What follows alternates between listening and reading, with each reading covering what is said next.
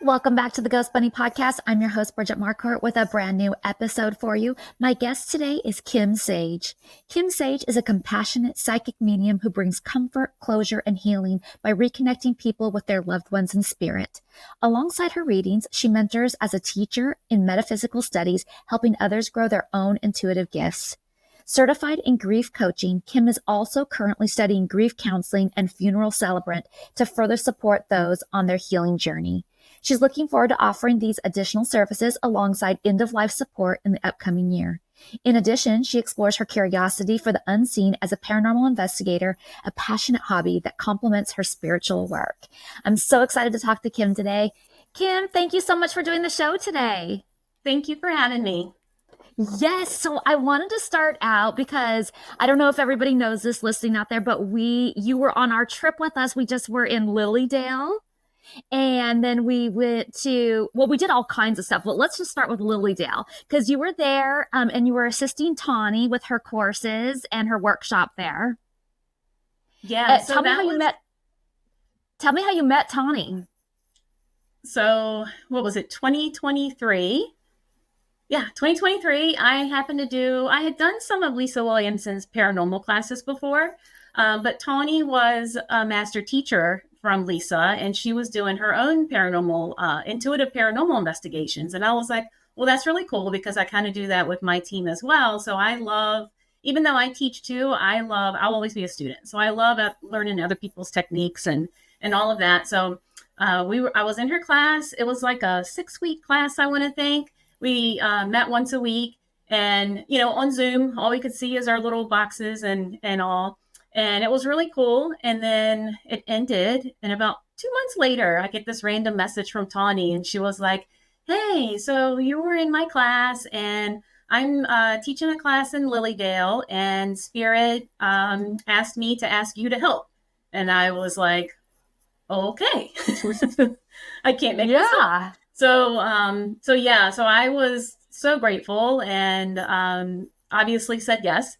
And so last year was our first year together, and it was just great. We work really well together and off of each other. And last year was just us two, and we were able to, I think the Saturday night we had like maybe 40 plus people at one time. And just between the two of us, we were able to tour everybody, and everyone had a great time and all of that. So this year was like a repeat of that, but we were able to have y'all join in, which was an added bonus.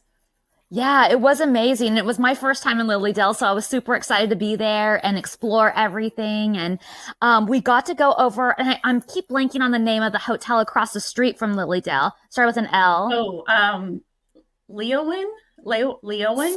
Yeah, something like that. And so we were like the first ones that ever got to go and investigate over there. That was really neat. Because from what I understand, they have let some paranormal investigating in Lilyale, but it's still pretty rare. Last year when we did it, I remember going in the Octagon and we had to basically explain to Spirit how to use the tools that we had, like how to use them. And you could kind of tell that it hadn't really been investigated. So as time has gone on, I can tell that they're much more engaging now. But being in that location, that was pretty neat. For being the first time and having the group that we did. We had a really great group of people. Yeah, I have two things about that. Number one is I think that's something as paranormal investigators that we forget sometimes, that the other side doesn't necessarily know how these tools work. And so if it's a place that hasn't been investigated before or in a really long time, it's a good idea to kind of explain why we're there and what we're doing and what these things mean and how they can use them. No, I agree. I don't want to go in and assume. And I'm still trying to figure it out. That's why I love the paranormal. Like, we don't know everything that they know. I feel like we're not going to know until we pass over, but, trying to figure it along the way, but just treat them with respect and explain, like, this is why we're here. Don't mean harm. And this is what we're using. I know it can be loud, because sometimes I've noticed too, locations with the louder the tools, they don't like them. And so just kind of going in and introducing ourselves and what we're doing. Yeah, it's kind of why I like the dead bell and stuff like that too, because, well, depending on who you're trying to talk to or communicate with, that might be something that they are familiar with, like the bell, like that. And that's something that they feel comfortable with. So I like it when things kind of resemble old fashioned type of things where they might have actually used that in their lifetime. Yeah. Actually, sorry. I had a REM pod that was shaped like a candle. I thought I had it close to me, but I don't. Oh, yeah. Those are cool too. I like those. Those are really cool. But back to that hotel. Yes. But back to that hotel. So the first floor, they rent out rooms. It's I forget what year that hotel was built, but it's very old. Yeah. I want to say it's, I don't know if it's around the same time that the Maplewood was built, but around the same time frame. And they use the first floor, but there are floors above that were in a fire. And so they don't let anybody upstairs, typically. I had no idea. So you'll have to divulge how that went. It was incredible. So after everybody left, they let just like 3 of us upstairs, and it was really amazing. The second floor, I think, is the one that had the most fire damage. And so it's basically just kind of like studs and like plywood flooring, and a lot of the old furniture and everything is in there. And it's just sort of a big open space. But then we went on to the third floor, and it was like a time capsule. Like it looked like from the 70s, probably, maybe 80s was the last time that those rooms were used. And it was just so interesting being in there, and the old bathtubs, they were pulled out and stuff, but the old wallpaper, even just like the old staircase, like wooden, and it was just really, really interesting. And there's a seance room up there that some of the mediums would come over from Lilyale over to that hotel and do a seance in one of the rooms there. So it was still set up, like it was all blacked out with like the black bunting fabric, and the chairs were set up in a circle, and there were instruments in there for seances. So that was really cool. What did it feel like when you walked in? Could you feel the energy shift, or is it different? On the second floor, it felt heavy to me. Like there definitely was something there. On the third floor, it just felt a little more nostalgic to me. Like, this is so cool. Like, I feel like we just walked back in time. And then we sat down in the seance room, and one of the ladies from Lilyale was going to start a seance. She's like, should we do one? We're here. And then my friend Elizabeth was like, you know what? I think I'm out for that. Like, I'm going to draw the line right there. Like, I don't know. That's just out of my comfort zone. And honestly, by this time, it was probably like 1 a.m. I was so tired. Yeah. And I told her, you know what? As much as I want to do that, I just feel like I'll go back with Elizabeth, because I just feel like I don't have even the energy to give for that. Yeah. And then everybody else is kind of like, I'm super tired too. Yeah. And that's the thing. Cause I remember y'all asking, and I was like, oh my God, I am tapped out. And Tony was like, yeah, I'm good too. And I was like, okay, let's walk back together. Cause it's just trying to hold space for everybody and engage and all. And plus being open while you investigate, that just drains you 10 times faster. Yeah, I'm sure. I would love to see that maybe next year. Yeah, definitely. And then we did like some fun stuff. We went to the I Love Lucy Museum, and that was fun. We went and saw her grave. And did you guys go see the statues? Yes. Yeah. Yes. Yeah. That was because I took more pictures at the Lucille Ball Museum and around Jamestown than I did the whole trip. That's so funny. And then Wildwood, and we went to Wildwood Sanitarium, but I'm dying to know what you thought of Wildwood. So Wildwood, previously, so I'm on a team FPRI out of Fredericksburg. And so a few years prior, they went on this trip and I couldn't go because of health issues. So they virtually tapped me in. So I kind of already virtually had tapped into that location before. Definitely a lot going on. There's a lot going on there. Definitely felt layers. I kept picking up on a female on the top floor, but what was interesting is our team lead didn't even know that I was on the phone with one of my friends, and he was using, is it the Oculus, the ones that the words pop up? Uh-huh. So he was using that in a different room, and the word medium came up while I was on the phone with her on another floor. So I thought that was pretty neat that that popped up on the Ovilus, and he didn't know I was on there. But it was definitely, that was interesting. And then when we went in person, it really felt like they were following us, but at a distance, like following us and kind of like peeking around the corner and like, what are they doing here? What are they here as a patient? Like, why are they here? Interesting. Did you get the feeling that it was maybe the doctors? I did. I felt most of the, I felt more of the patients and Okay. maybe like a few of the staff. I felt like maybe in the basement, I was picking up on one of the physicians, especially when you were laying on the, on the table. Oh, you felt something? Oh my God! Just so the listeners know, there's an embalming table down in the basement, and I laid on it for a photo. Yeah, yeah. And I felt like he was standing there watching you, like, what is she doing? She's not dead But it was yet. just more curiosity. I feel like it was more curiosity. I didn't feel anything like heavy, really, or yeah, just that area. I feel like the land in particular has so many layers of different activity and things that happen throughout the year or years in history. Yeah, and then we ended our trip at the Hinsdale House. Yeah, Thoughts that on was Hinsdale interesting. House? I'm sorry, what did you say? What are your thoughts on the Hinsdale House? What were you feeling there? I'd like to go back. I was pretty apprehensive going. Before going to a location, I do my best not to hear anything, not to look up anything, not to know anything, right? So, but it kept coming up. Like, it kept coming up in conversations about things that had happened there and be mindful of this and be mindful of that, to the point where I was like, what am I getting myself into?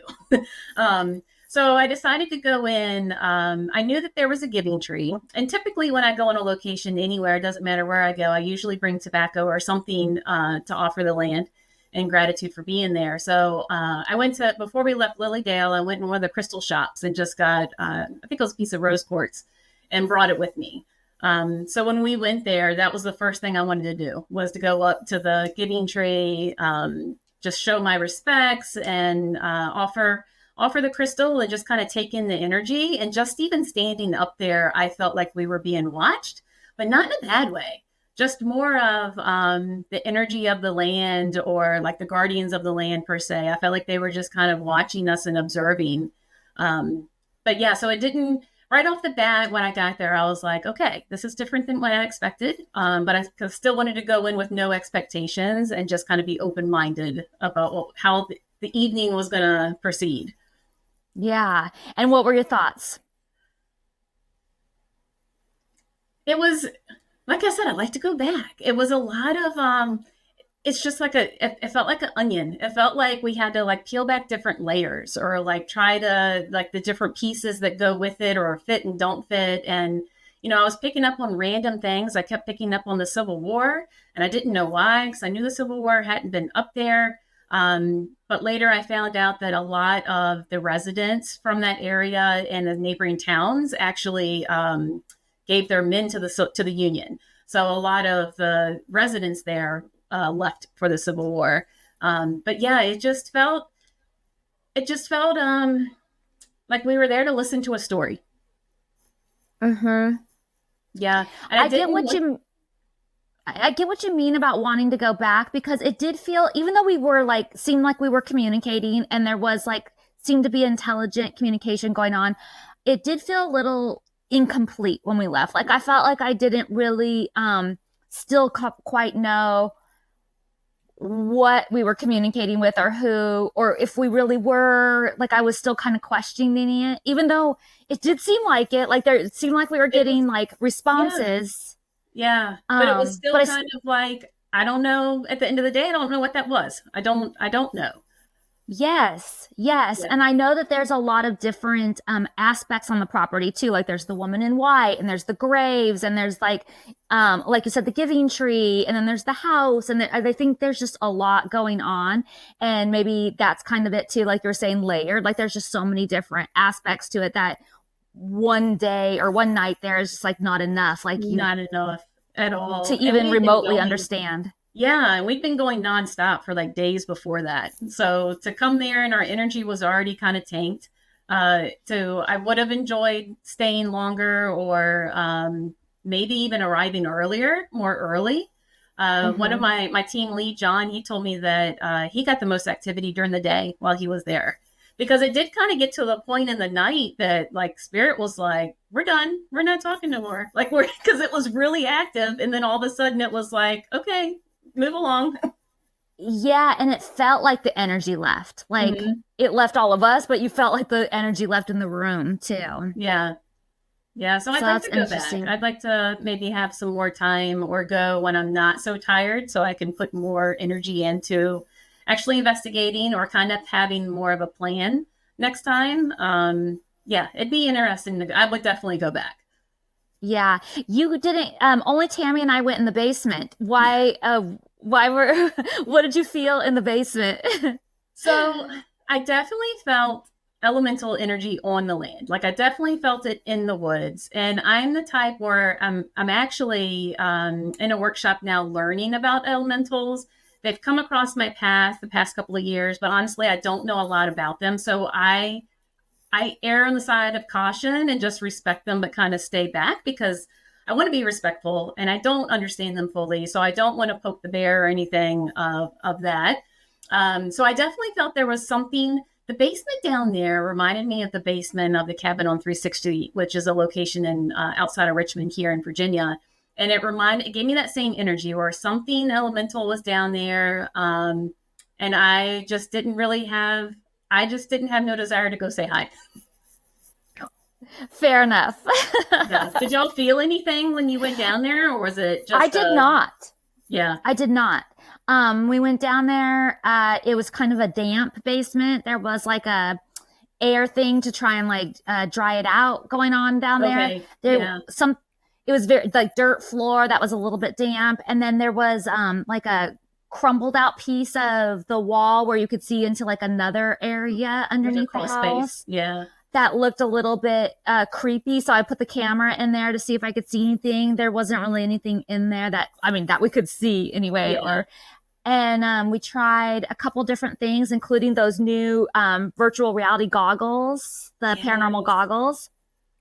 And I had the SLS camera down there, and we tried communicating a little bit, and we just really weren't getting anything or feeling anything. So, Yeah. I mean, Tammy and I are not psychic mediums at all, but sometimes you still get that feeling Still, like there's something yeah. here. Yeah. I feel we And all it, have the ability. We all have those natural senses. So we all feel the energy shift when we go into a room or, yeah. And it could have been like, I've been on locations where it's typically active and it's just not as active and it's just the day. You never know when you go. yeah, and when by the time we went down in the basement, that's like one of the last things we did. So it was late. It was after we already felt like the energy was kind of leaving. Yeah. So it could have been that too. It could have been that there was something in there, but it was like, good night. I'm going to bed. I'm going to bed. If you guys aren't coming down here, I'm going to bed. Yeah. Well, Who knows?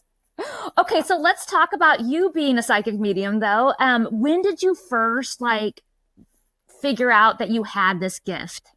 oh gosh. I remember being a kid. I remember waking up in the middle of the night and feeling a woman standing over me, not quite understanding what it was or who she was, trying to make my way to my parents' room, like waiting for that moment I could, run down the hall and get in their bed. So that was pretty much my childhood. And we moved into the house I lived in now when I was 8. I actually bought my childhood home and live here now. And Oh, yeah, it was built by my dad and my grandparents and a lot of his brothers who are no longer with us. So it's kind of sentimental and having their essence and memory here too.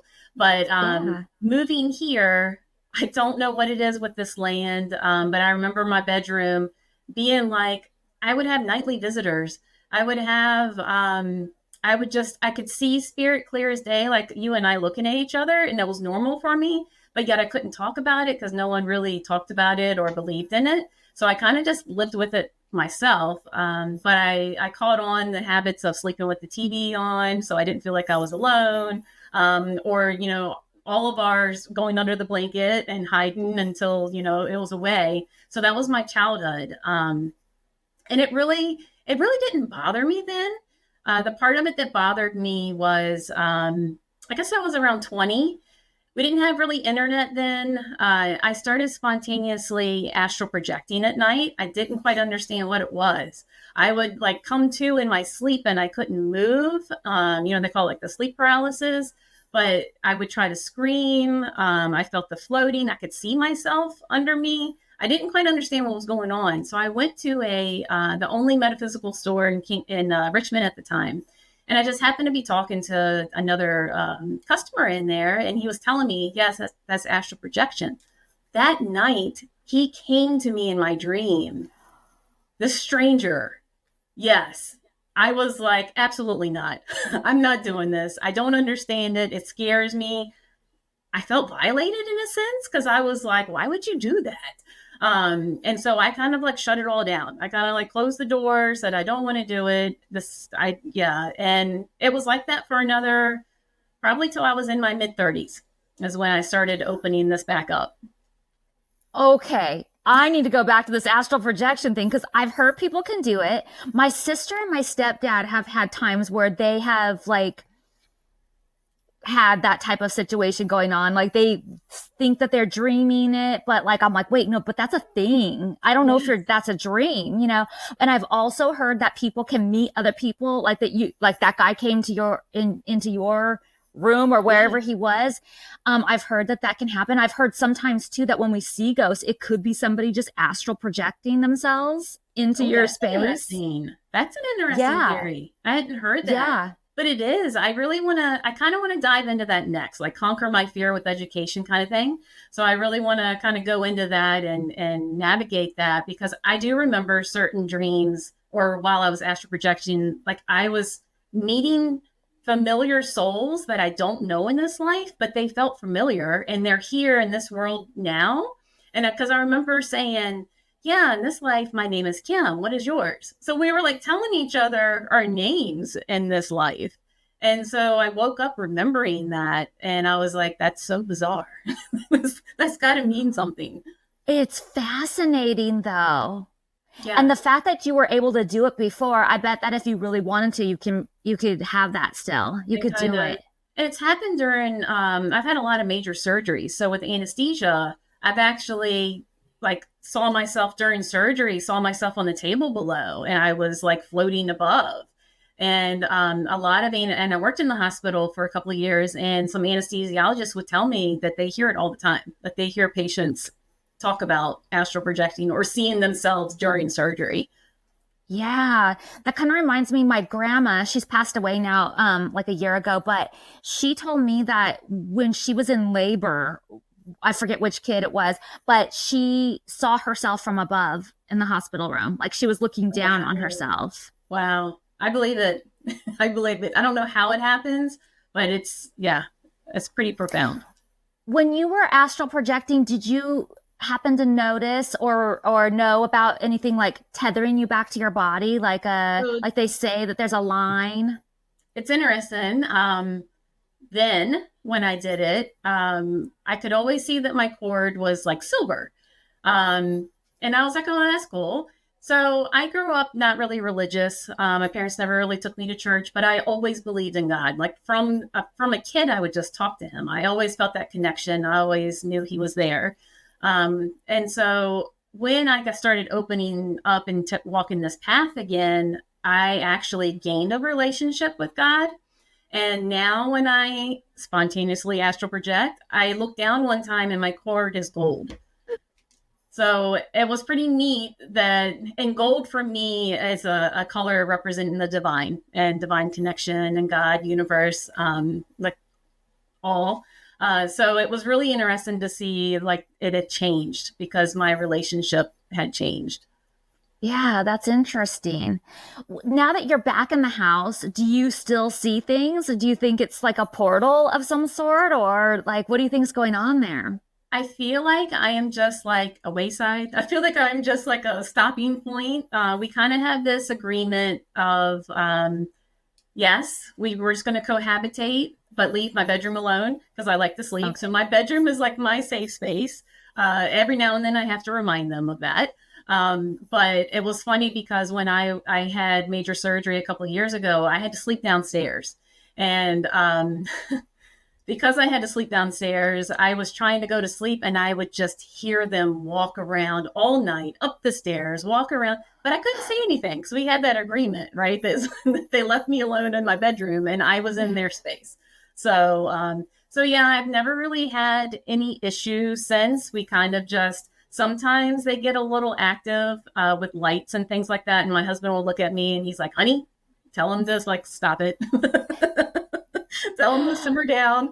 But other than that, we haven't had anything like scary or anything like that.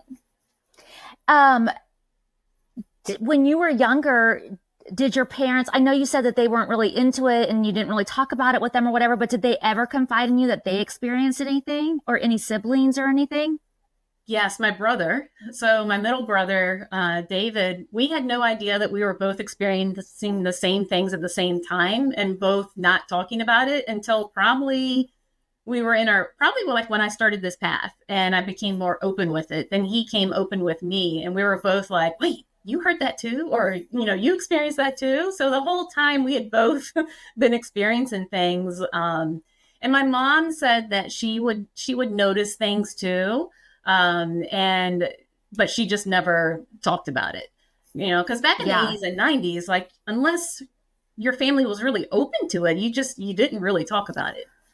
No, I know. Cause my first experience happened back then too. And everybody was just like, what are you talking about, ghosts? Yeah. That's just a weird, like, who talks about that? Like, and who experiences stuff like that? Yeah. Like, it wasn't talked about. And I've said a million times on here, like, my family was like, well, clearly she either needs to go talk to the pastor of the church or a psychiatrist because there's not ghosts. Like, give me a break. Yes. No, I get it. Ghosts? What is this? That's only in movies. Yeah, right. Poltergeist. Like, we had all those beautiful movies for our youth. Speaking of Poltergeist, I just have to tell you really quick. I was just not last night, but the night before, and the night before that at the Poltergeist house. I remember we talked about it briefly. So how was that? It was incredible. I'll have to tell you, I'm going to do a whole podcast about it. But I'll have to tell you separately. But yeah, it was really, really amazing. I can't even imagine, because that land too feels like it has layers. Like has those layers of energy. In the movie, it was built on, a cemetery that the tombstones had been moved. But in real life, supposedly, that was Chumash Indian land. Or Native American land. And so, I mean, I feel like anytime there's any kind of Indian or Native American correlation, like, anything could have been a burial ground, like, I don't know that they had like specific, I mean, I don't know. That's what they say. That's what they say was there. So I'll go with it. I don't know the history of that area or what was there before anything else. But then also in the house, obviously there's the whole filming, that like the tragedy and the curse that follows the filming. Like 5 people from the film have passed away, and some of them very tragically and suddenly. And then the house itself is like, I don't know, 40 or 50 years old. And so there's been like 3 deaths in the house that were just family related. Like, I guess two men and 1 woman. So there's all of that going on. And then who knows what else, but that's what we know of. But yeah, I'll tell you all about it after, because it was really cool. Let's see, where am I on my notes now?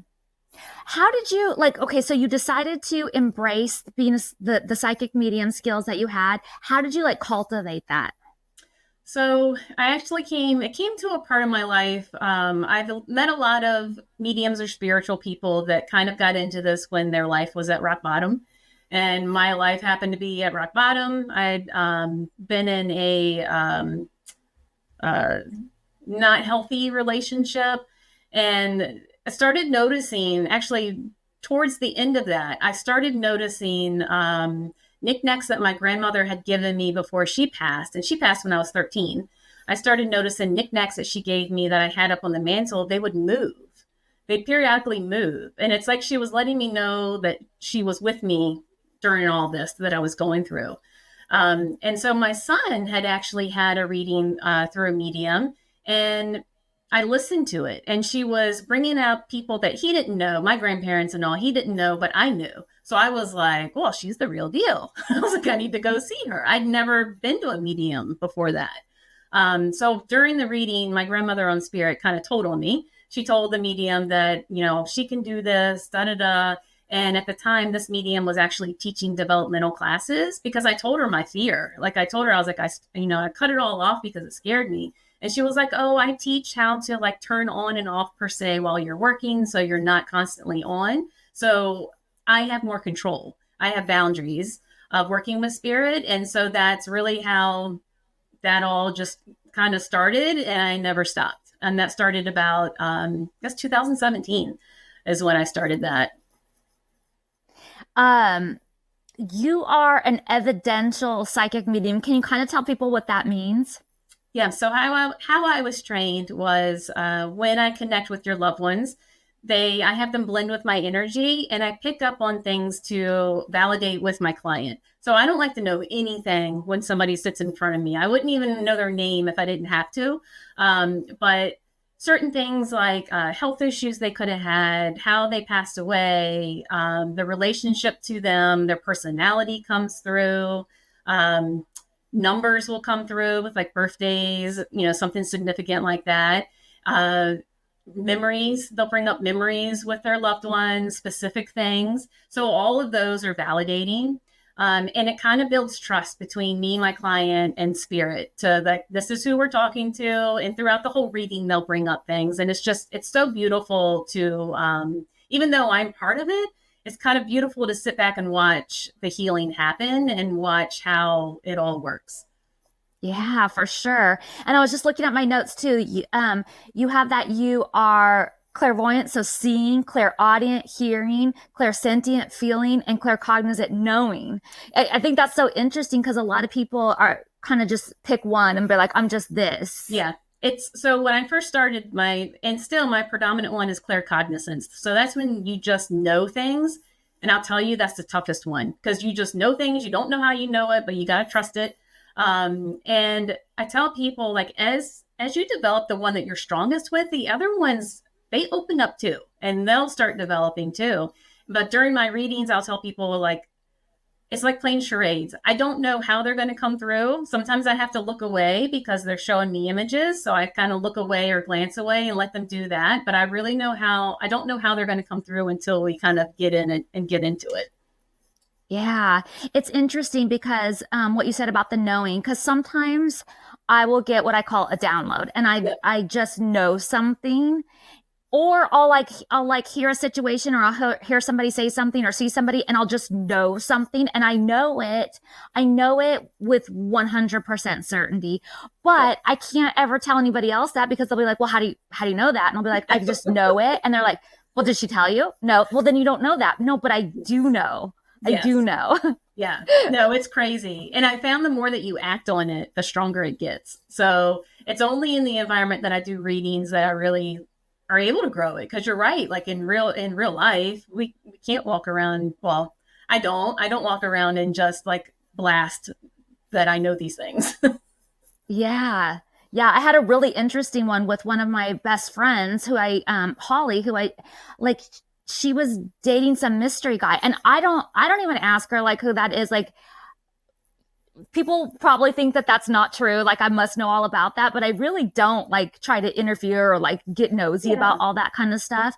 And because I knew she was being super hush hush and private about it too. So like, I don't want to be the one who knows, and then it gets out, and then who told, and then, fingers are pointed at me. But one day I just had a download, and I saw who it was. I saw an interaction that they had. I saw the location. I could feel how he was feeling. I could feel how she was feeling. I could see how they were interacting together. I saw everything.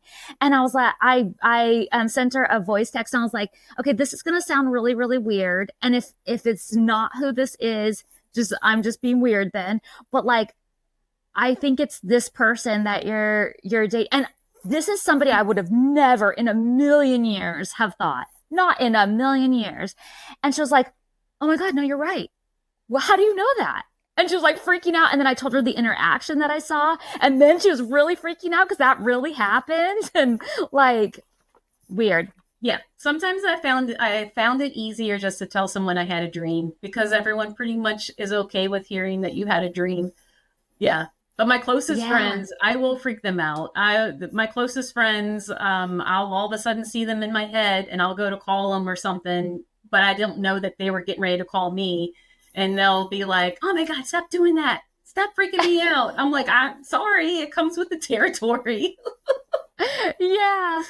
Tell me about light work. What is that?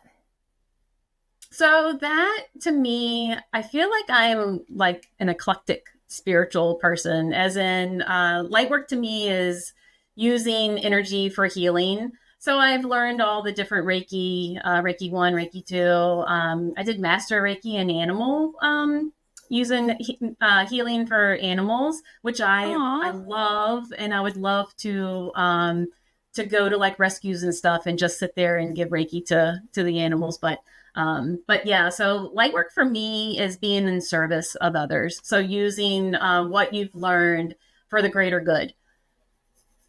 Okay. And you said that you grew up in haunted houses. Is this the haunted house you're talking about, or were there others? This This is the one, one. this one in the original house I lived in was right outside, which now I know it's right outside Richmond, but now I know that the Civil War, it's very close to Verina. So it's the Civil War was very prominent in that area. And that was the original house that I would wake up and see a woman just sitting there staring at me, or it's crazy because when I wake up, it happened to me in another house I lived in too. I wake up in the middle of the night and they're standing there staring at me like, what am I doing here? And I'm staring at them like, what are you doing here? Yeah, well, it's that age-old question, like which one's the ghost? Yeah. Yeah. The house, when I was a single mom, I lived in this home by myself and it was this huge neighborhood. But again, a lot of it has to do with land. And my oldest son, I used to have to get in the bed with him and for him to fall asleep. And it got to be where I would fall asleep too sometimes. So one night I woke up in his room and I had this whole family. It must have been like 5 or 6 members, and they were all dressed in like it almost reminded me of like pilgrimage or like period clothes like that with the bonnets and all. And they were just sitting there all staring at me like, and I woke up staring at them and then immediately closed my eyes and opened them and they were gone. But it was that moment of, I remember the young girl staring at me like, who's that? What is she doing here? It was, yeah. Yeah. That's such an interesting thing to me because it really does make me wonder, like, are they still living in their time period, And it's like I don't Yeah. know. It's just so I'm still interesting. trying And to who figure it is out. haunting who? Yeah. I'm still trying to figure it out because like when I do readings with private clients, I never feel like their loved ones are stuck or I feel like they come and go. And when we're on locations, it's like, is it soul pieces of them? Like, is it intelligent soul pieces that they left because of something traumatic where they are really attached to this area or what is it? That's the age old question, right? Like what are ghosts? Yeah. The soul pieces thing makes sense to me. Like you leave a Yeah. piece of your soul in different places, and those are places that you can go back and revisit and see and or visit people there or whatever. Like I think that's an interesting concept. Yeah, because even now, like you and I, we could do soul retrieval work where we're calling back pieces of our soul that we've left and different situations and of our life, and it's kind of like bringing back your power too. So Yes, yeah. I've heard about that. Yeah. So interesting. Mhm. I'm curious. You did say that you went and saw the medium and everything, but do psychic mediums seek out the service of other psychic mediums? Yes. Sometimes. Yeah, sometimes. Actually, right after we came back from Lilyale, because I've been a student of Lisa Williams, sometimes when she's doing certifications and stuff, she'll ask previous students to be sitters, right? So I always put my name on the list because I'm like, if I can do it, I can do it. Like I'm always down for some kind of message for my own loved ones because people Yes, I can see my loved ones like when I do meditation and stuff, but there's something about being able to hear from my loved ones from somebody else, right? It's not in my head, it's not me, it's somebody else giving me evidence, like 100% evidence that it's my loved ones. So when we came back, it was a week later, I did a sitting for one of Lisa's students, and my dog came through. And oh my gosh, you're right. Like people's one thing, but my dogs and my animals are, yeah. And she had me bawling, but the amount of evidence that she brought through. So I had a shirt covering up here. So this is actually my dog's nose. It's his boot. Oh, Yeah, and then that's his whiskers coming out in their flowers. Um, so she couldn't see that. And she was, my dog was bringing this up and bringing up the choices that we had to make. And she was just doing so much detail that, like, I knew without a doubt that my dog was with me. And I needed that. I didn't know I needed it until after it happened. Um, yeah. And I actually taught this past weekend too. I teach intuition and mediumship, and I had a beginners, and they had never done a reading before. But my student brought through my grandpa and validated this picture I had made. My middle son graduated the Army, and the Army has gone back to the World War II uniforms. So that was the uniform I have a picture of my grandpa in. So I took my grandpa's picture and I took my son's picture and did like a side by side. And my grandpa has been on the spirit since I was 19, and I'm in my mid 40s. So, but he brought that up. Like, and my student had no clue. She's not on my Facebook. She doesn't, know me like that at all. And so, but to hear that too, yeah, it's what we need to, like, we need that every now and then too, for sure. yeah. That reminds me of when I had my reading done in Lilyale with Jan. She tapped into my dog and brought my dog, like, and my dog was like, there's things that she didn't even, couldn't have known. And so I'm like, oh my God, it really is Winnie. And I was Yes. crying Yes. so bad. Yeah. And then my I get grandpa came chills. through and I was like, oh, okay, well, whatever. But what was Winnie doing? Right. Yeah. Like, yeah, my loved ones came through too. But when Bailey came through, I was like, oh my gosh. Yeah, Because I I was still, it's crying. hard. It's Yeah. really hard. Um, well, I think you kind of answered this next question, but like I was kind of wondering, like, do you ever have doubt? Do you ever wonder, like, am I really connecting? Or So am I like, is this part of my brain that's just like making this up? I find that actually more in the paranormal, because I can't validate the paranormal. Is harder for me to validate what I'm picking up and what I'm, especially unless I have somebody there that knows the history of the place or knows certain things that happen. The paranormal, I'm literally having to trust and just spit it out.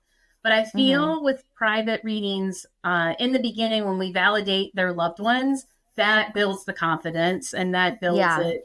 Yeah, and the more things that come out and resonate with them, I feel that makes the connection stronger and kind of builds that confidence too.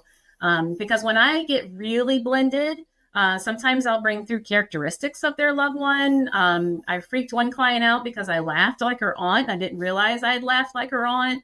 Or Oh, like I'll start like tapping my knee, and their grandma was like a nervous, Nellie, and she always tapped her knee. So when I'm really blended like that, I'll start picking up the physical parts too.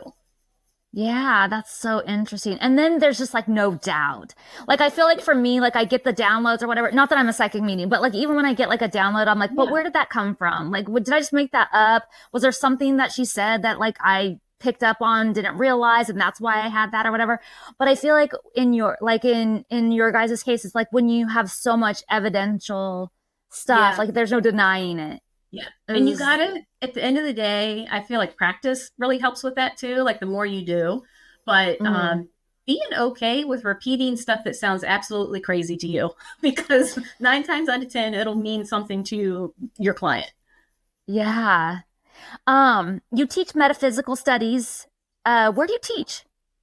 Oh my gosh. I teach intuitive paranormal investigating. So just going into an investigation and using our own senses, Mhm. um, which includes all the clairs. So the clairs are heightened senses of our regular senses.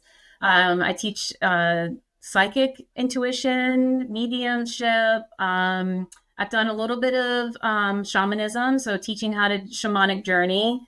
Oh gosh, so many different things. But other things too, like we do, like at the beginning of every year, we'll do a vision board. I do a lot of self empowerment classes too, with like bringing back those soul pieces and kind of like bringing back our inner power. And I also have really gotten into, or I'd like to get into more grief work. So holding grief circles and helping people navigate that journey as well. What would you say is the biggest piece of advice you would give someone wanting to grow their intuitive gifts? Start with meditation, like learning. And I feel it when I tell people to meditate, right? I feel that because I get it. My attention span, no.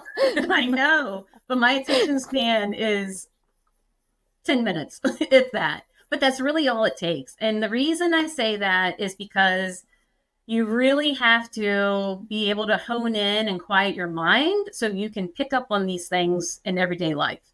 But also through meditation, that's where you can meet your spirit guides. I see my loved ones through meditation. I see my dog through meditation. So, that's all possible. So it's beautiful to be able to have that inner relationship with our own team and loved ones with ourselves. But you can also use that as a good foundation to get started with growing your gifts. Okay.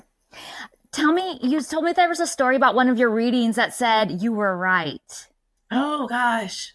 Yeah. So I usually don't talk a lot about my readings, but this one was really profound for me. So I was doing readings at Belgrove, and I didn't know at the time that my client's stepmom had just passed away 2 days prior. And so we were doing the reading. Everything was great. Everything was flowing. Her dad had come through and all too. And at the end, she threw the question on me, and I was like, "Oh, good. Here we go. Test the medium." She said, "She says, my stepmom should have something to tell me. What does she want to say?" And instantly, I'm left braining it, which means I'm overthinking it too much, and I don't want to do that because then I feel like I'm going to pull out too much, right? So I'm just sitting there, I feel like I was starting to sweat, like it was a whole thing. But I kept hearing this phrase, "You were right." And I heard it again. And finally on the third time, I just spit it out. That was one of those, like, just spit it out. So I just spit it out. I said, "I keep hearing you were right." And she goes, "Do what?" And I said, "You were right." Bridget, she stood up, slammed her hands on the table, and was like, "Oh my gosh." And I'm sitting there like, "Oh my God, what's going on?" She said that her stepmom was terrified of dying. Like, she was so scared of dying that she was screaming and crying days leading up to when she passed. And she would hold her hand and she says, "No, no, no. When you pass, Daddy's going to be there. He's going to walk you over, and you're going to pass with so much love, so much love." And she says, "I'm going to go to a medium and you're going to tell me I was right." So her mentioning that, and I get chills every time I repeat that story. I have chills everywhere. Yeah, it was validation for me too, that it's always what I felt happened. And throughout the years, Spirit has predominantly talked about the same process, but just to hear it and validate it through somebody's reading was really profound for me and so beautiful. Definitely. Tell me about the grief coaching. So the grief coaching is like life coaching, but the grief coaching is more about navigating, bringing more gratitude in for knowing your loved one. So starting to replace some of those holidays with bringing in more positive things. So like on their birthdays, going and doing something in memory of them that they would have enjoyed, like volunteering somewhere or getting their favorite food or still getting a cupcake. Like still celebrating them in some way, in a positive way. So it's like slowly navigating, just bringing more gratitude in and focusing on the gratitude more of them being in your life. For you to have been loved, for you to have loved someone so much that you miss them so much. So you were so grateful to have someone like that in your life. I'm currently going in school right now in community college for grief counseling. And so with that, I have to do an internship at hospice. So I'm kind of looking forward to see where that route will take me in the future. Yeah. I have that you're studying grief counseling and funeral celebrant. Yeah. Is that what? So that's doing a holding a funeral. So when you stand up and talk about the person and hold space, but you're the person that like tells their story or tells, interviews the family and kind of writes the service. I didn't even know that was a thing. Yeah, yeah. It pulls on my heart so much, Bridget, to kind of turn death into. I know death is sad, and I know there's a huge loss, but I feel like it should be celebrated too. Like I feel like that person's life should be celebrated, and I feel like, yeah, I feel like it should be more of a homecoming, or at least starting to turn that narrative. Yeah. What would be the biggest piece of advice that you would give to somebody who's grieving? Talk to their loved one. That is like the biggest thing that comes through in readings too is spirits adamant with me telling their loved one, please tell them I hear them. Please tell them I hear them. And a lot of times that's what somebody needs to know. Like it's kind of, it's telling too, because most of the times I can tell that they only talk to their loved ones in the car. And so when I mention that, they're like, how did you know? But yeah, just keeping that connection, believing in the dreams. Dreams are the easiest way for them to come through and communicate with us. So believing when you see them and writing it down, like writing down your dreams will actually make your dreams become more clear and more profound. But I feel really just talking to them and then being open to the signs, like not feeling like you're crazy. If you see something and it keeps reminding you of a certain loved one. That's probably that loved one trying to come through and let you know that they're with you. Yeah. I know that when I lost Winnie, I wrote her a letter. Kim, it was 17 pages long. Aww. I just wrote everything. Yeah. And then I also built her like an ofrenda, like Tammy helped me like figure Yeah. out how to like do the whole altar and like all the Yep. pictures and what everything meant and stuff like that. And for some reason that helped me so much. I've got one. I call it my ancestor altar, but I have this desk and it's got pictures of my loved ones and it's got little things that they liked. And Yeah. yeah, it's just honoring them. Mm-hmm. And the Yeah. letter writing. So the letter writing is a homework assignment. So Spirit loves to give homework too. So letter writing. So if you had lack of closure or there's healing that needs to happen there, or there was anything that you felt like you needed to say that didn't happen, you can write them a letter and then burn it when you're done. And then I've also learned that that's a really good exercise to do with people that are still alive too. Like things, healing that needs to happen with them, don't give it to them because sometimes it just doesn't work out that way, but just to Yeah. get it out on Right. paper and burn it to release it. We're not holding I on to think all that's that. I think that's a good idea. Yeah. And then you wrote about end of life support. Is that kind of like being like a death doula? So my intentions years ago when I got into the health field is I wanted to go to school for RN to be hospice. But I had some health issues come through and I physically can't do that. So the end of life is predominantly for someone who knows that they're going to pass. So terminal illnesses and whatnot, and being able to help them. Like, what do you want? How do you want me to hold space for you? Do you want music? Do you want like candlelight? That like they basically get to plan, but also I can help educate the process of passing, and it's also helping the one that's passing, but their family as well. Mm-hmm. Yeah. I had a hospice nurse on the podcast before, hospice nurse Julie, and it's so interesting. Not only the paranormal aspects of it, which we were getting into, but even just like the process of dying and how foreign it is to us, and it shouldn't be like it, and Yes. how things seem really scary, like the death rattle and those kinds of things, but they're normal parts of dying, and that like people just aren't familiar with those kinds of things. But being a hospice nurse, like she sees it every day. Every day. And Yeah. it's normal and normalizing those kinds of things. So it's not so Yeah. scary. And when I worked in the hospital, I did bedside care. So I was a patient care tech. So I was very hands-on with everything that had to do with our patients. And I found sometimes when our patients would go on hospice, and I'm not here to judge, I don't know why, but sometimes nobody would come back. Their family would be with them, but as soon as they went on hospice, and it's probably because they couldn't handle it themselves, but nobody would come back, and that would really bother me. So I would go in. I'd take it upon myself to go in throughout the day, hold their hand, and just tell them on the down low, it's okay to go. Like you're not alone. I'm here with you. Just trying to give them comfort in those last moments. But it was very enlightening for me too. I kind of always felt that when somebody passes, their soul leaves. And when I would go into the room to do, after they pass the post-mortem care, you could feel it in the room. You'd walk in the room and there was nothing. There was no essence. There was no, you totally felt like it was just you in the room. And that can be a little uncomfortable. So I'd play music in my back pocket and just talk. I still talk, but you go in and it was like they truly do leave. Have you ever been in a room with somebody who's end of life and their loved ones that have passed are in there with them? Have you ever had any?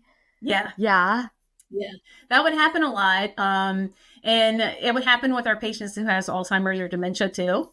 And so some of the healthcare people would come in and they'd be like, no, stop, you don't see anybody. And I'd pull them off to the side and be like, don't do that. I feel like they probably do, because they didn't know what I did on the side.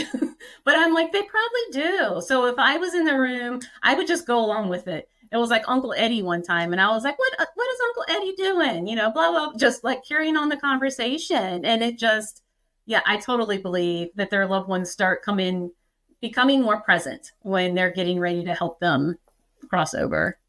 I think so too. And there's so many cases of it. Even the hospice nurse I was talking to, and she's not like a medium or anything like that. She's like, I can't tell you. It's so common. Yeah. That they'll be like, oh, so-and-so is sitting here. And you're like looking over at the chair in the corner of the room being like, okay, sure. But but it's so beautiful though, to know that we're not alone. I find it beautiful. I think so too. Even in my reading where my dog came back with Jan, she said that my cat, Gizmo, who had passed before that, was there. And it's not even that. And she even acknowledged that they didn't necessarily get along that well in life, but that my cat was there waiting for her to help her cross over. Yeah. I've seen that too in spirit, because some of their loved ones will come through and they're like, they didn't get along in the living. And I was like, yeah, well, they showed up for you right now. So I can't promise they're going to stay together, but they're here at the moment. Yeah, totally. Okay. I want to talk about Belle Grove before we run out of time, because I was excited for a second. I'm still excited about it, but I was excited for a second because I was in Virginia a million years ago and we went to a plantation. And it was the home of a president from before. And I was like, oh my God, I wonder if that's where I was. But I looked it up and it's not where I went. I went to Sherwood Forest. Okay. Yeah. Well, and there's actually but tell me, plantations.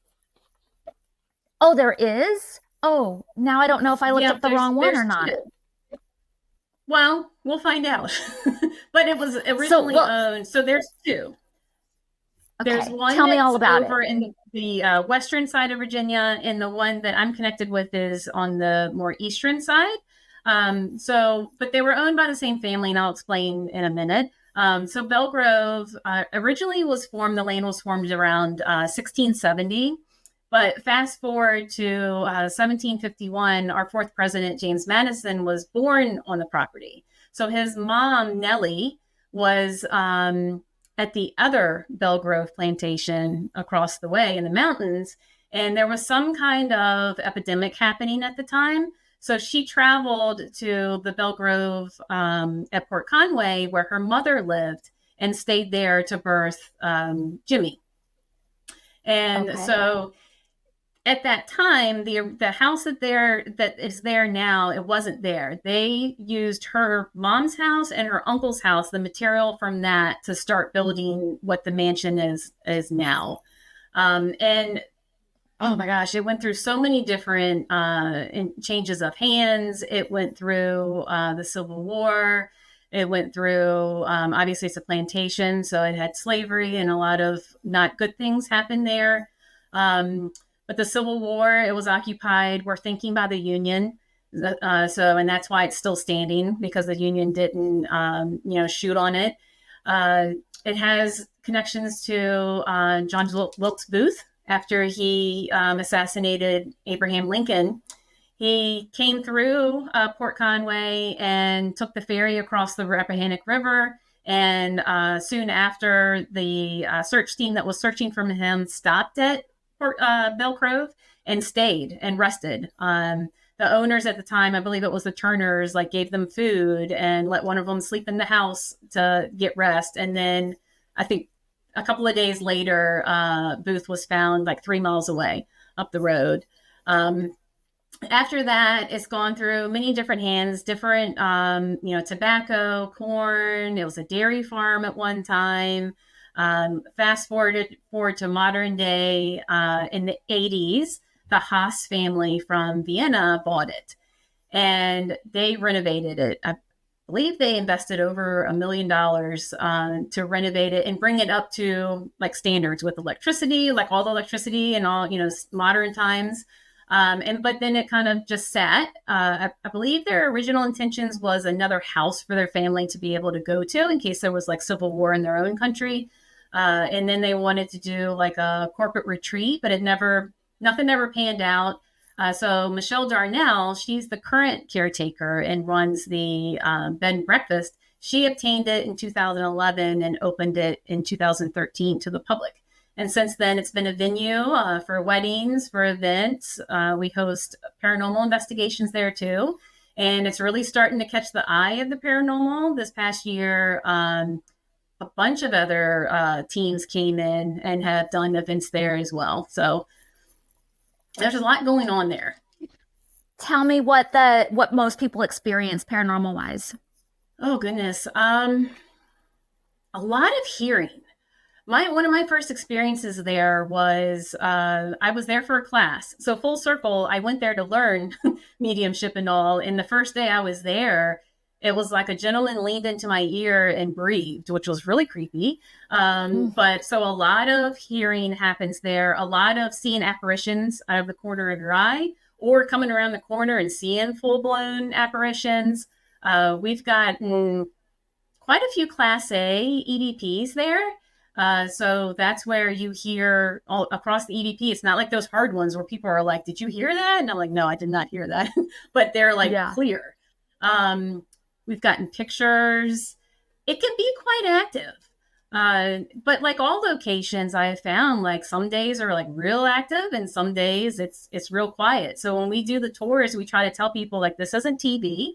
We may have a lot of activity or it may be really quiet and we're just kind of talking to ourselves. But yeah, we've met a lot of great people through there and have been able to share the paranormal and educate them just from them coming to our public investigations.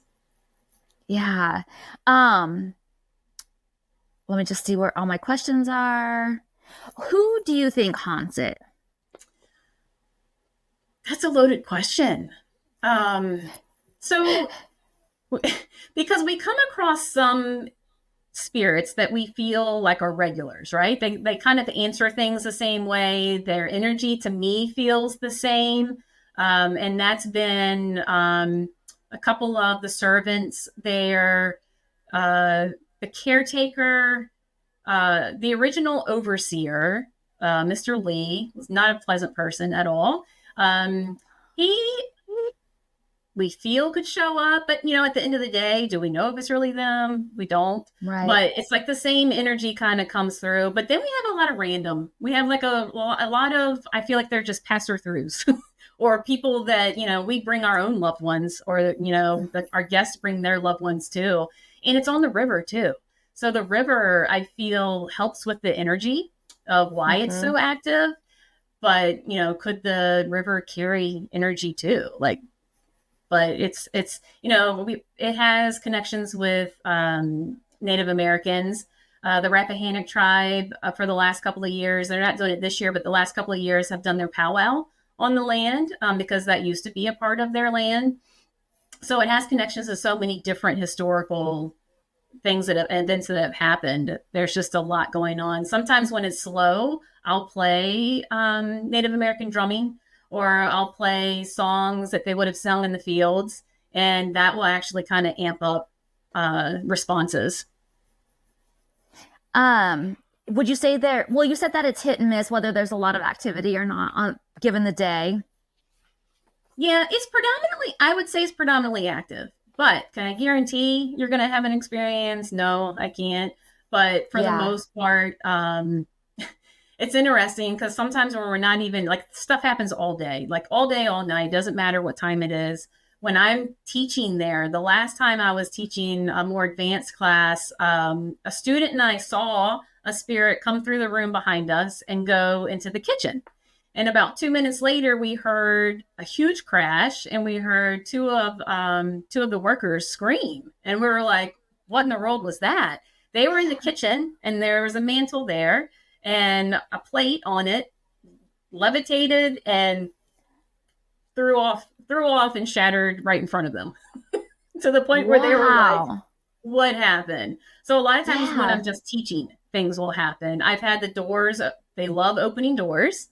During investigation, Jeff Belanger, and it's happened with me too in the library, we'll have the door shut and you will hear the doorknob like, and then, creepy. And there's nobody there.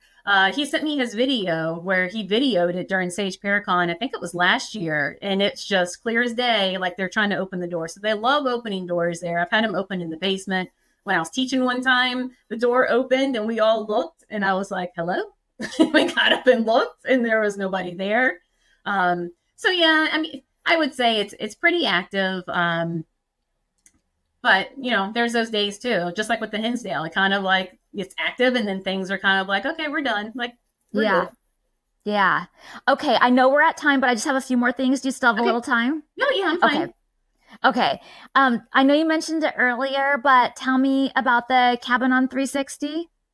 Yes. So the Cabin on 360, Dennis Eslock runs that now. So that's another location. I highly suggest if you're ever in Virginia, let me know, because I've got places to take you to. But the Cabin on 360 is somewhere that I grew up actually nearby. And again, Civil War, Native American.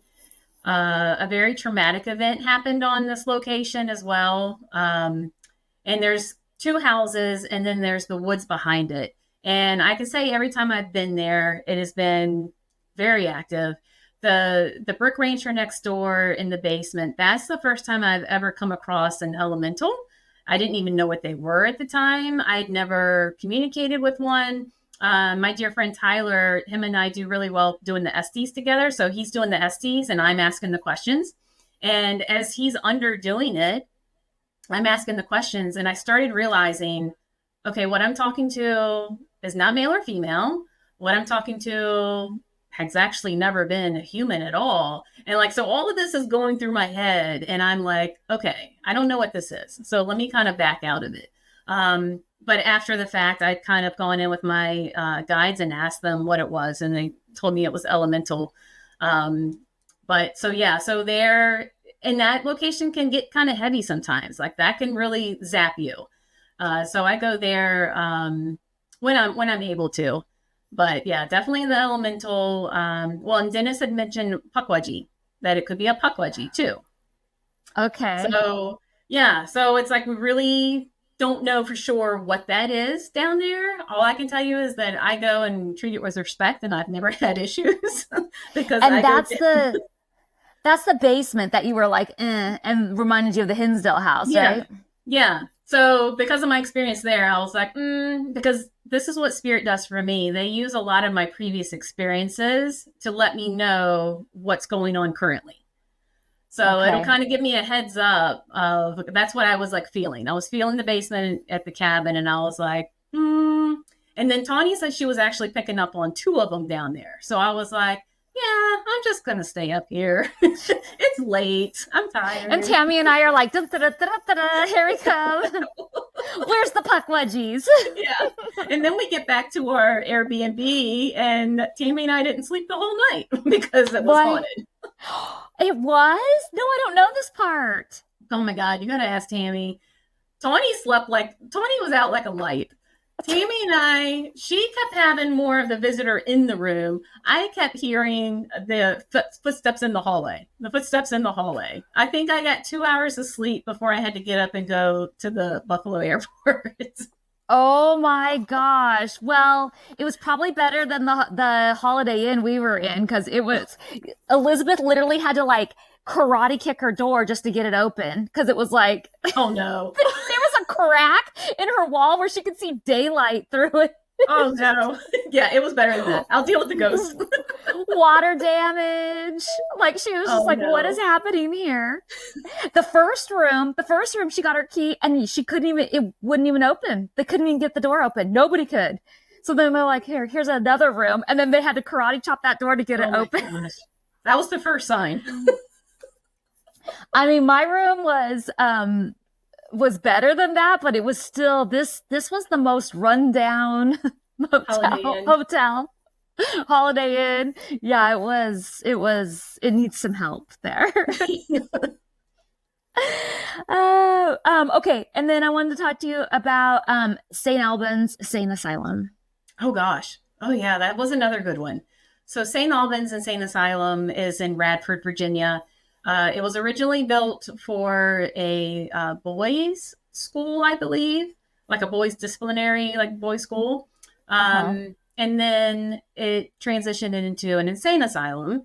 And I was so nervous to go because being a medium, right? Like, you're going into an insane asylum. I was like, I don't know. I just don't know. I've never experienced it before. It made me really nervous. So I actually came up with a code word with my spirit guides. If I heard the code word, I was going to leave the room I was in, because I never want to put myself into a situation that I don't need to be in, right? So that place, I did learn my lesson too. I learned that I will never open up as a medium in those locations either, because when I did, I connected with somebody who did very not good things to little girls, and it made me feel disgusted.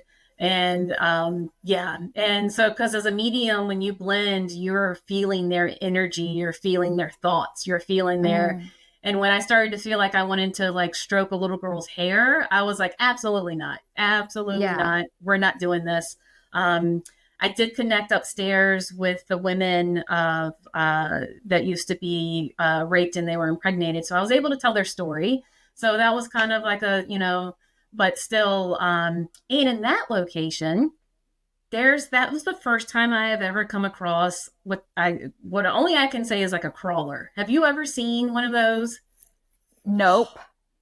Look, so Dead Files is my favorite like paranormal show, and I used to joke with my husband. I was like, I'm so glad I don't see the things Amy Allen sees, because the things that she would describe, I'm like, ooh, I never want to see that. I saw that at St. Albans. We were walking through the main area. It was John in front of me and my friend Rhonda behind, and just kind of like walking through, going back to like home base. You know, they usually have a room where we all go and meet up and stuff. And we're just walking through, and I look up, and above me, what only I can describe is a human torso from the waist up, but its legs look like spiders, and it was on the ceiling upside down. And it was crawling. Yeah. It was crawling past me. We were going this way, so we were literally just passing each other. I don't even think it saw me. I didn't say anything until we got back into the room. And I said, and my friend Rhonda said, yeah, I saw it too. And I was like, you saw it? She was like, yeah, I saw it too. And I was like, what was that?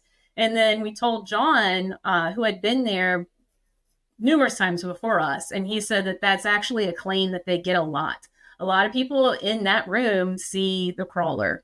And I don't know, from what I felt from it, it was created because of all the gunk there, all the energetic gunk. It's like created from all of that.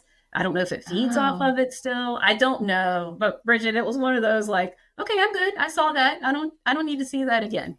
The only place I've heard of that before is at Waverly. I haven't been there. So I in haven't been there November, either. I'm doing Trans-Allegheny in November. So I'm a little nervous about that one too, but I'm not going to open up as a medium. I'll just go through psychically.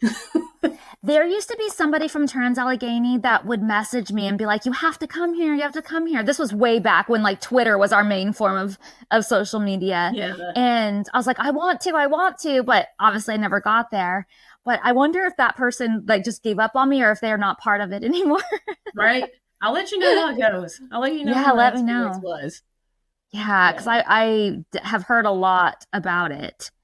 Okay.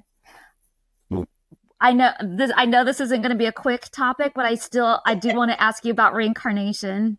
Oh, Because so you said been going down like a rabbit hole with it, but yeah. I love reincarnation. I totally Yeah. believe in it. So I'm going to be in Sage Paracon in a couple of weeks at Belle Grove through MJ Dixon. And when she asked me, like, this is my third year, and I was like, I want to do something different. I want to teach something different. Go, and so reincarnation came to me. It's always been something I've believed in, but Hmm. totally going down that rabbit hole. So the University of Virginia actually here has a reincarnation department. And so that put me down, yes. And so that put me down the rabbit hole of finding all these books from professors that were connected to this department. And one of Hmm. them was Michael Newton. And I started reading his books. And Journey of the Souls is the one that totally sucked me in. But so he's a hypnotist, and he would have, patients or clients come in, and he would start doing these past life regressions. And he started to see similarities in all of their stories and all of their experiences, and started documenting them to the point of, in the book Journey of Souls, he kind of takes you in from what happens and what happens in between. So, like, what happens in between us coming back and then before we come back down. And what's fascinating with it too is what I've learned from Spirit just in my own readings. It was validated reading his book, like reading it from somebody else's perspective or experiences with what I've experienced in my head through just Spirit was like, oh my gosh, this really is a thing. And so when we were in Lilydale, on Saturday, Tawny's like, look, I don't need your help Saturday during my class. If you want to go do whatever you want, like, go do it. So I was like, awesome. So I looked for, I'd never really taken any classes at Lilydale. And so I looked to see what was going to be there because it's different like every weekend or during the Hmm. week. So lo and behold, that Saturday, there was a all-day workshop with Greg Unterberger from 9:30 till 4:30. So he had trained under some of these people, and he does the past life regression hypnosis. So I got to sit in there all day Saturday and experience it. We went down, he kind of like he follows Edgar Casey a lot, so he referenced a lot of things with Edgar Casey because Edgar Casey's readings would hit on the reincarnation a lot. And then we went to lunch and came back, and Bridget, he walked us through a it was like a hypnosis, like a guided meditation, but it was like meditation but under a little bit. Like I was still conscious, but I was definitely kind of keyed into what he was saying to us. And I didn't know how long we were under, but I know I started to hurt because I have a lot of metal in my body. So I was like starting to get a little antsy. He brought us out and we were under almost 2 hours. And just during that Whoa. little session, it was it was crazy. And just during that little session, I was able to do. He took us back one past life. So in just that one past life, the most previous one, I was able to pretty much find out like why I'm here now, and like what my purpose is, and what I'm here to learn and accomplish. And it was pretty life changing. So with Sage Wow. Paracon, yeah, so I really want to dig into it more. I'd love to get trained under him. He does trainings throughout the year to be certified and walking people through that too. So yeah, I'm waiting for that kind of opportunity to cross my path. But for Sage Paracon, I'm going to do a talk on what I've learned, and then our workshop, I'm gonna do a past life, like a Akashic Records meditation. So teaching them Oh, to kind of interesting. go to the Akashic Records part, but it's just fascinating and it's beautiful and it kind of resonates with, like you said, you were interested in reincarnation. It's like always kind of known there's something more. There's just something more going on here. Yeah. Well, I want to do the past life regression too. And in fact, when we were in Lilyale, I was like, oh, you know what I should have done? We were just walking around. I was like, I should have looked and seen if anybody does past life regression here. And Yeah. Elizabeth said, oh, I looked it up. There is one person here that does it. Oh. And I was like, oh, well, next time I should like try and book that. Obviously it was too late now as I'm walking around in there, but I was like, I should try and book that next time I go, because Holly did a past life regression and we knew each other in another life, she said, but she doesn't want to tell me where or what, because she wants me to do it and then compare. Yeah. Well, in Michael Newton's book, he talks about how we have like soul families, right? So it's those people that you meet in life and you're like, you just click, like you're just like soul family. And he said that predominantly the people in our life that are part of our soul family are our best friends, are like the people that are closest to us in our inner circle. It's not predominantly like our parents, like you might think it would be. It's our friends and those that are like in our very, very much inner circle that we're around all the time. They are probably more than likely part of our like soul family, our soul circle. That's so cool. Which makes sense if you start to think about it. Yeah. Yeah, I could sit here and talk to you all day. Yeah. Well, I'm going to let you go. But so thank you so much for sharing all your stories with us. Tell everybody listening how they can come and see you at Sage Paracon, book a reading if you do those things, like all that kind of stuff. Yeah, sure. So Sage Paracon is Belgrove's website. So it's www.belgroveplantation.com. And so on there is all, and if I do events there, all the info is on there as well. My website is www.kimsage.info. And on there is like all my stuff, booking. I do have Patreon too. So I'm really focusing on building an online community and having that safe space for others to step out of their comfort zone and learn. So I'm really kind of putting more energy into that and being able to help others grow their abilities too. So you do accept like appointments online and that kind of thing? Yes, I do. Yep. It's all virtual. Like people ask all the time. I used to have an in-person office, but now it's just through Zoom. And they're like, is the connection the same? And I'm like, absolutely. It's the same energetic connection as you and I are talking. So yeah, I do. Amazing. All right. Well, I hope you guys enjoyed this episode of the Ghost Bunny podcast. Thank you so much for joining me on my spooky adventures, and I look forward to sharing a new ghost story with you each week. Please subscribe to my podcast so you're always the first to know when a new episode is out, and follow me on social media at Ghost Bunny Podcast on Instagram, at Ghost Bunny Podcast on YouTube. That's the video version of the podcast, and patreon.com/ghostbunny for spooky tours, investigations, and more content. Thanks, guys. Mwah.